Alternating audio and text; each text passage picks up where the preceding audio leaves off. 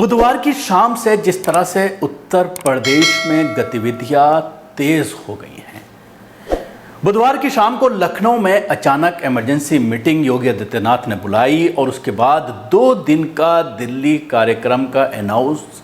उनके Twitter account से किया गया। कल सुबह से ही जिस तरह से इस पूरी प्रक्रिया को, जो मुलाकात का सिलसिला योगी आदित्यनाथ का कल से ही चल रहा है, पार्टी हाईकमान हो, चाहे प्रधानमंत्री हो या गृह मंत्री हो, और 1:30 बजे देश के राष्ट्रपति रामनाथ कोविंद से भी उनकी मुलाकात तय है। इन सब मुलाकातों के पीछे क्या है रणनीति? क्या योगी आदित्यनाथ को बदला जाना है? इन सब कयास आराइयों पर कहीं किसी हद तक अब जो है वो ब्रेक लग गया है। जिस तरह से पिछले 10 दिन के घटनाक्रम पर जो सियासी लोग टिप्पणी कर रहे थे, जो लोग निगाह रखे हुए थे, और ये बार बार कहा जा रहा था, खासतौर से सोशल मीडिया पर वो चैनल जो सरकार के एंटी कवरेज करके व्यूज बटोरते हैं, वो लगातार इस चीज़ का दावा कर रहे थे कि योगी आदित्यनाथ की कुर्सी अब पूरी तरह से हिल चुकी है और योगी आदित्यनाथ को बदला जाना तय हो चुका है। बहुत व्यूज लोगों ने हासिल किए ये सब प्रोपेगेंडा करके, लेकिन जो बहुत करीब से बीजेपी और संघ को जानते हैं, वो इस चीज को पहले ही दिन से मांग रहे थे कि योगी आदित्यनाथ को किसी भी कीमत पर बदला जाना नहीं है। जहां तक सवाल है नरेंद्र मोदी, अमित शाह और योगी के दरमियान रस्साकशी की, मनमुटाव की, वो खबर अपनी जगह सही है और उसके लिए कई चीजें ऐसी सामने आई हैं जिससे इस पर मोहर लग जाती है कि मनमुटाव चल रहा था। और जिस तरह से नरेंद्र मोदी ने योगी आदित्यनाथ की बर्थडे पर 6 तारीख को उनको बधाई नहीं दी, उसके बाद उत्तर प्रदेश के सोशल मीडिया के जो अकाउंट्स हैं उससे मोदी और अमित शाह को गायब कर देना, एक अकाउंट के जरिए प्रधानमंत्री नरेंद्र मोदी को अनफॉलो कर देना, ये सब ऐसी चीजें हैं जो दर्शा रही थी कि योगी आदित्यनाथ और गुजरात की जो ये जोड़ी है शाह और मोदी की, उनके दरमियान सब कुछ ठीक नहीं चल रहा है। परसों मीटिंग के बाद अचानक ये तय हुआ कि सबसे पहले गृह मंत्री अमित शाह से मुलाकात होगी। एक के बारे में, मीटिंग के बारे में कुछ दृश्यों के साथ कुछ फोटो जो योगी आदित्यनाथ के जरिए शेयर किए गए हैं अपने ट्विटर हैंडल पर, उनके जरिए आपको कुछ चीजें बताना चाहूँ। ये तो मान लिया गया है कि अब योगी आदित्यनाथ को बदला जाना नामुमकिन है, क्योंकि इलेक्शन करीब है, 8 महीने का वक्त बचा है, और अगर उसको रिप्लेस भी किया जाता है तो जाहिर सी बात है फिर नए मुख्यमंत्री के तौर पर जो भी ज्वाइन करेगा उसके लिए हालात को संभालना मुश्किल होगा। परसों जिस तरह से अचानक एक बड़ा नेता कांग्रेस का, जिसको मीडिया काफी बढ़ा करके अब पेश कर रही है, जतिन प्रसाद, हालांकि वो अलग बहस है कि वो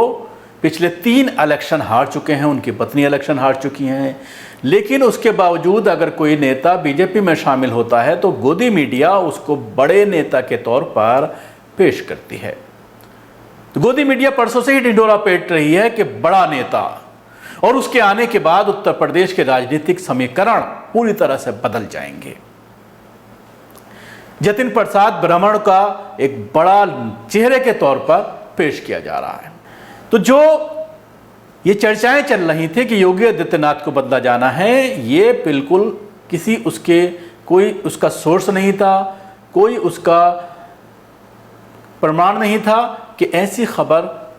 चाहे वो आरएसएस के आला कमान की बात करें या बीजेपी के आला कमान की बात करें, उनकी तरफ से ऐसा कुछ सोचा भी नहीं जा रहा था। मैं आपको बताना चाहूंगा, ऐसा कोई विचार भी नहीं किया जा रहा था, क्योंकि योगी आदित्यनाथ को आरएसएस फ्यूचर प्राइम मिनिस्टर के तौर पर प्रोजेक्ट कर रही है, और उत्तर प्रदेश जिस तरह से धर्म के नाम पर जिस तरह की राजनीति उत्तर प्रदेश में की जाती है, और जिस तरह से बाबरी मस्जिद और राम जन्मभूमि के नाम पर सत्ता में जो पार्टी आई है,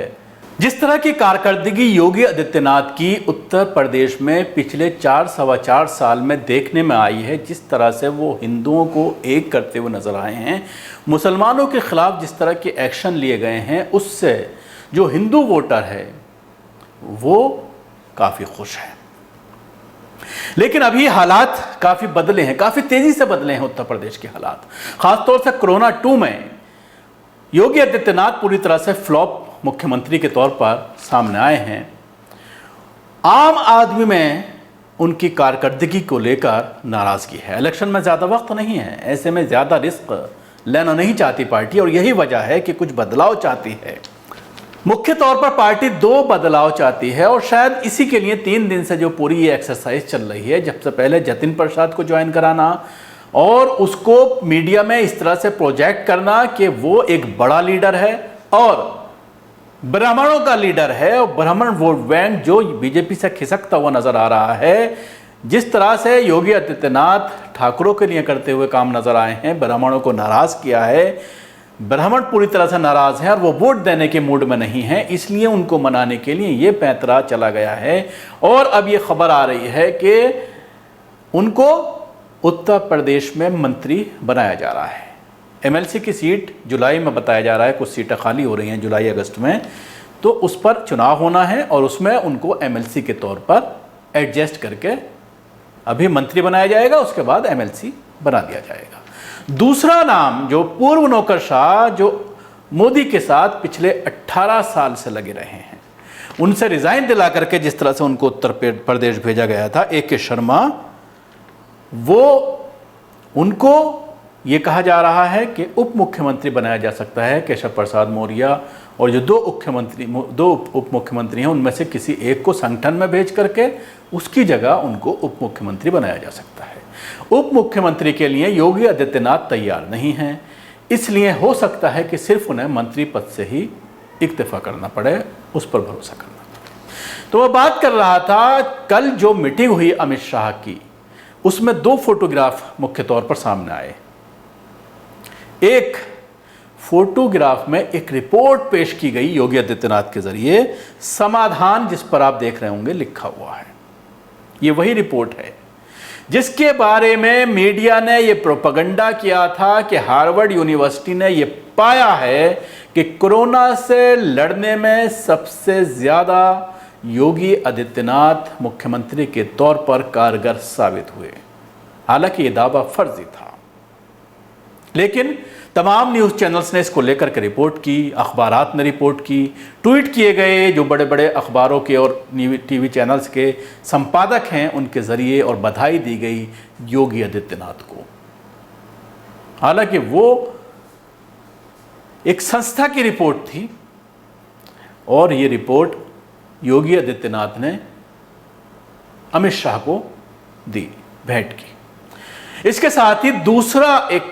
फोटोग्राफ सोशल मीडिया पर काफ़ी वायरल हो रहा है, जिसमें योगी आदित्यनाथ बिना टेक लगाए अमित शाह के सामने बैठे हैं और अमित शाह बहुत ही मगरूराना अंदाज में पूरी तरह से टांगे फैला करके सोफे पर पीछे तक टेक लगाकर बड़े कंफर्टेबल अंदाज में बैठे हुए हैं। और योगी ऐसा लग रहा है कि काफ़ी असहज महसूस कर रहे हैं अपने आप को अमित शाह के सामने बैठे हुए, और उन्होंने टेक तक नहीं लगाई हुई है, जिसको लेकर सोशल मीडिया में यह कहा जा रहा है कि इससे आप अंदाज़ा लगा सकते हैं कि योगी आदित्यनाथ कल से जिस तरह से लगातार तमाम दरवाजे खटखटा रहे हैं, तो कहीं ना कहीं योगी आदित्यनाथ बैकफुट पर नजर आ रहे हैं और वो तमाम दरवाज़ों पर जाकर के मिन्नत समाजित कर रहे हैं, माफ़ी तलाफ़ी कर रहे हैं। जिस तरह की हरकतें पिछले 10 दिन के दौरान योगी आदित्यनाथ के ज़रिए बीजेपी हाईकमान को लेकर के की गई हैं, ख़ास तौर से सोशल मीडिया पर जिस तरह की चीज़ें शेयर की जा रही हैं उनको लेकर के, और जिससे ये जाहिर होता है कि सब कुछ ठीक नहीं चल रहा है। तो यही वजह है कि पहले अमित शाह से मुलाकात, फिर प्रधानमंत्री नरेंद्र मोदी से 1.5 घंटा दोनों से मुलाकात हुई है, लंबी तफसीली बात हुई है, गुफ्तगू हुई है। हालांकि क्या चीज़ें निकल कर सामने आई हैं ये अभी तक स्पष्ट नहीं हो पाया है। जो बॉडी लैंग्वेज निकल कर सामने आई है उससे ही लोग कयास आराइयाँ लगा रहे हैं, उससे ही लोग आपस में चहमगोइयाँ कर रहे हैं कि जिस तरह से बॉडी लैंग्वेज अमित शाह और योगी आदित्यनाथ की मीटिंग के जो फ़ोटो आए हैं, उससे आप अंदाज़ा लगा सकते हैं कि योगी आदित्यनाथ की क्लास लगाई जा रही है और वो माफ़ी मांग रहे हैं। इसके साथ ही अभी थोड़ी देर पहले उनकी मुलाकात जेपी नड्डा से हुई और उसके बाद उनकी मुलाकात देश के राष्ट्रपति से भी हुई, और उसको शिष्टाचार मुलाकात कहा जा सकता है क्योंकि उनका ताल्लुक डायरेक्ट किसी पॉलिटिक्स से नहीं है। लेकिन जो 3 मुलाकात हुई, अमित शाह, प्रधानमंत्री नरेंद्र मोदी और भारतीय जनता पार्टी के अध्यक्ष जेपी नड्डा, इन तीनों से बड़ी लंबी मुलाकातें हुई हैं। शाम तक कुछ चीज़ें निकल कर सामने आएंगी जब पार्टी इस पूरे मामले पर अपनी ब्रीफ करेगी, और जिस तरह से कयासराइयाँ जो लगाई जा रही हैं वो शायद सही साबित हो सकती हैं। लेकिन इसके साथ ही जिस तरह से सहयोगी दल,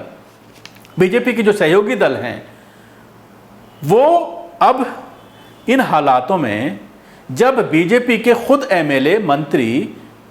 योगी आदित्यनाथ के खिलाफ मोर्चा खोलते हुए नजर आते हैं, सदन में 250 के करीब एमएलए और मंत्री योगी आदित्यनाथ के खिलाफ धरने पर बैठ जाते हैं, और बार बार ये शिकायत की जा रही है आला कमान के जरिए कि वो पार्टी के लीडरों को, पार्टी के नेताओं को, पार्टी के सांसदों को और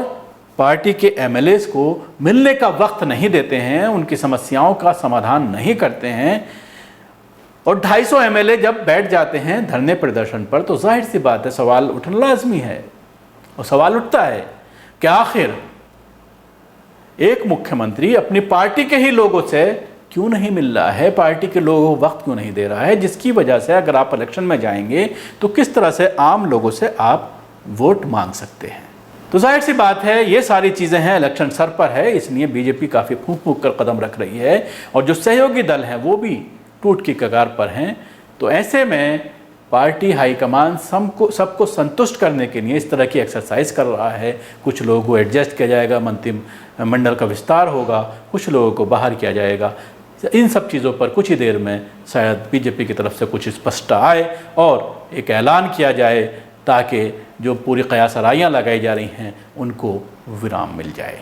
मैं आपसे जानना चाहूँगा, कमेंट्स बॉक्स में जाकर के हमें ज़रूर बताएं क्या हमारे चैनल की नोटिफिकेशन आप तक पहुँच रही है। अगर नहीं पहुँच रही है तो आप सब्सक्राइब करें, नोटिफाइज करें, बेल आइकन दबाएं और उसके साथ ही हमारे चैनल की ये वीडियो ज़्यादा से ज़्यादा लोगों तक शेयर करें। धन्यवाद। सभी अहम खबरों के लिए न्यूज़ MX को सब्सक्राइब करें, साथ ही बेल आइकॉन को जरूर दबाएं। लाइक, शेयर, कमेंट करना ना भूलें।